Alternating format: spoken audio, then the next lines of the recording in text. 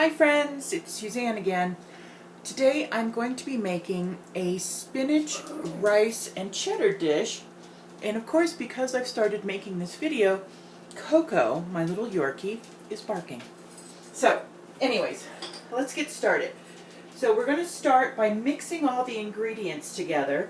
And this is a great dish for meatless Mondays, tofu Tuesday, you know, whatever you want to do. Now, there's about 2.5 cups of rice there. And this is just a short grain brown rice, but use whatever rice you have, okay? 1 package of frozen, previously frozen spinach, chopped spinach, that has been cooked in the microwave or microwaved for 6 minutes and then well drained. I mean, I put it in the sink and pushed it down with all sorts of paper towels to drain it, drain all the excess water out of it. Now this is half an onion and 2 kind of skinny looking cloves of garlic that I sauteed in butter. And the reason I did that is because I like the taste of sauteed onions, and I don't like a really strong onion flavor. So this, you know, I'm only using half, and it was a medium-sized onion, and sauteed it in butter, and that really softens the flavor. So we're just mixing these things together, as you can see. And now I'm going to show you a couple things that I do a little bit differently. This is an olive tapenade, which is just a fancy word for olives that have been, in this case, black and green olives with pimentos. And I'm going to put probably a good teaspoon, maybe 2, because you know rice is kind of bland, and spinach is, you know, it's not the most exciting vegetable in the world. And so this olive tapenade is really just made by throwing in my favorite old food processor that's about 25 years old. 1 15-ounce can of green olives with pimentos, 1 15-ounce can of black olives, mixing them up with a couple, or food processing them with a couple garlic cloves, some olive oil, salt and pepper. That's it. And it's wonderful. It's a wonderful dip to serve on toasted crostini, you know, toasted little breads rubbed with garlic. Very delicious, especially with a glass of wine. And it's going to go wonderful in this spinach dish. So there you go. Now, nutmeg. Nutmeg is a wonderful, aromatic spice that, especially when you just grate it, freshly grated, really brings a warmth to any green, dark green vegetable. So I'm putting that in there. And then just a little pinch of red pepper flakes, because I love red pepper flakes, what can I say? Now, salt and pepper. Salt. No, this is pepper. Sorry. I'm distracted. Easily distracted. Which means Coco's going to get excited here in a second. About, not even a teaspoon of salt, maybe half a teaspoon. You know, salt is kind of a personal thing. You should just put in as much as you want. Alright, so now let's give this a nice, oops, we already have a spoon in there. Give this a nice mix to get all of our seasonings mixed in. This is going to be so good. This is really the perfect dish that you could, you know, it really could be a main dish, and I'll show you why in a second, because now we're going to add 3 eggs, and let's see if you can see this. Okay, we're just going to crack, no magic involved here. By the way, my hands are very clean. I washed them with soap, so no worries. No worries. I survived the dancing chicken, so we're okay. I do understand your concerns about kitchen safety, and kitchen safety is very important.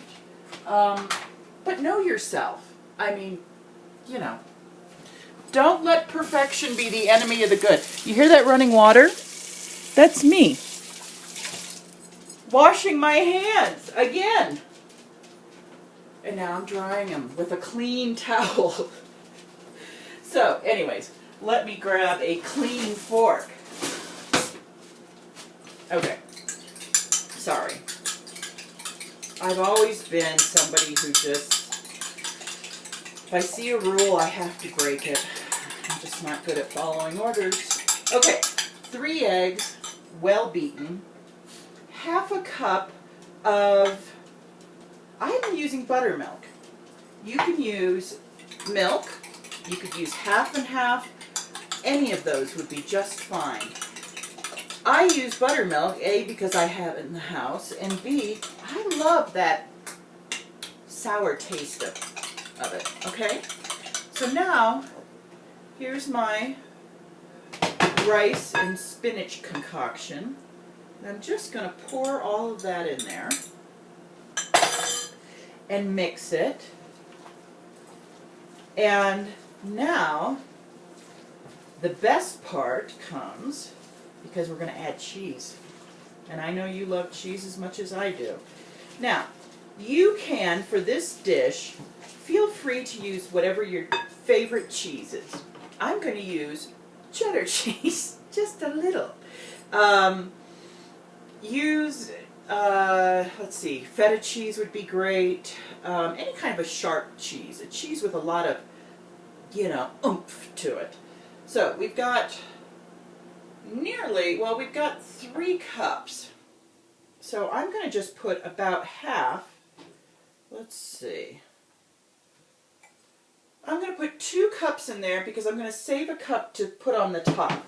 So I'm going to mix in, just quickly mix in the cheddar cheese, and it's a sharp shredded cheddar. 2 cups we've mixed in, and get that just well incorporated. Well incorporated, you can see. Now, here is my 8-inch large skillet.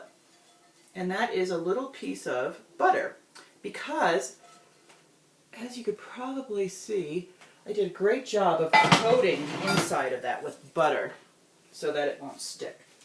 Now we're just going to pop this in here. I can't wait to eat this. I think this is going to be really good. And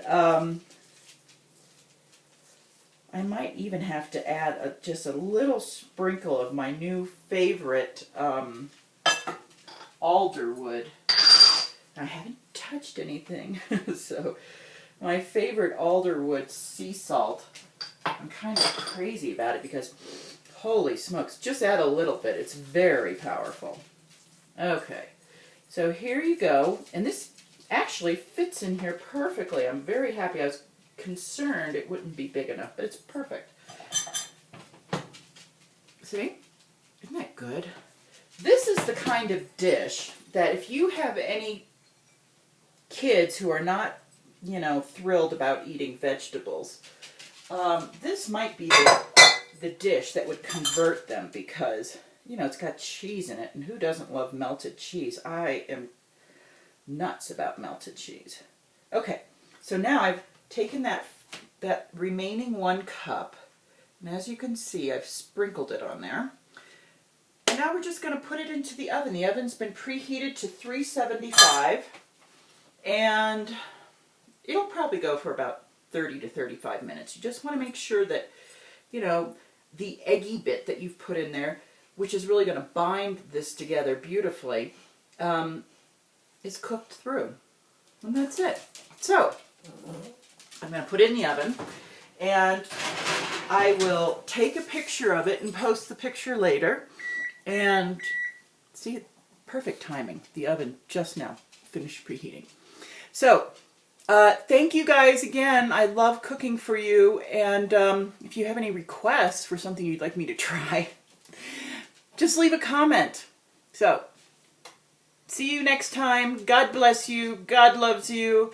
And I really, really appreciate making these videos for you. Bye.